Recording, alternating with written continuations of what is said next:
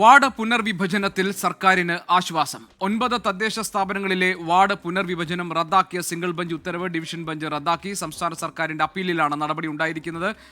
YS അഭിനന്ദുണ്ട് വിവരങ്ങൾ നൽകാൻ. Abhinand, ward വിഭജനത്തിന്റെ കാര്യത്തിൽ സർക്കാരിന്റെ തീരുമാനത്തിന് അനുകൂലമായിരിക്കുന്നു ഇപ്പോൾ കോടതിയുടെ ഇടപെടൽ. വിവരങ്ങൾ എന്തൊക്കെയാണ്? ഗോപികൃഷ്ണൻ, തീർച്ചയായിട്ടും സർക്കാരിന് അനുകൂലമായ ഒരു വിധിയാണ് ഹൈക്കോടതിയിൽ നിന്ന് ഇപ്പോൾ വന്നിരിക്കുന്നത്. സംസ്ഥാനത്ത് വാർഡ് പുനർവിഭജനത്തിന് കൈക്കൊണ്ട നടപടികൾ ഹൈക്കോടതി ഡിവിഷൻ ബെഞ്ച് ശരിവെച്ചിരിക്കുകയാണ്.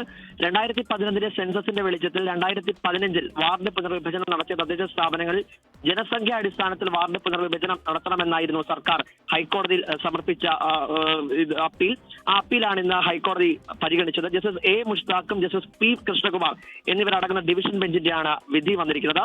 വാർഡുകളുടെ എണ്ണം തീരുമാനിക്കുന്നത് നിയമസഭയുടെ അധികാരമാണ്. നിയമസഭയുടെ അധികാരത്തിൽ ഇടപെടാനാവില്ലെന്നും ഹൈക്കോടതി ഡിവിഷൻ ബെഞ്ച് അഭിപ്രായപ്പെട്ടു. 8 നഗരസഭകളിലെയും 1 ഗ്രാമപഞ്ചായത്തിലെയും വാർഡ് പുനർവിഭജനമാണ് ഡിവിഷൻ ബെഞ്ച് ശരിവെച്ചിരിക്കുന്നത്. AG K Gopalakrishnan, special government പ്ലീഡർമാരായ KR ദീപ, V മനു എന്നിവരാണ് സർക്കാരിന് വേണ്ടി ഹാജരായിരിക്കുന്നത്. അതോടുകൂടി വാർഡ് പുനർവിഭജനവുമായി ബന്ധപ്പെട്ടുള്ള ഒരു നൂലാമാലകൾ ഇപ്പോൾ സർക്കാരിന് മുന്നിൽ പരിഹരിക്കപ്പെടുകയാണ് ഈ വിധിയോടുകൂടി. ഗോപികൃഷ്ണൻ. ശരി, YS അഭിനന്ദാണ് വിവരങ്ങൾ നൽകിയത് കൊച്ചിയിൽ നിന്ന്.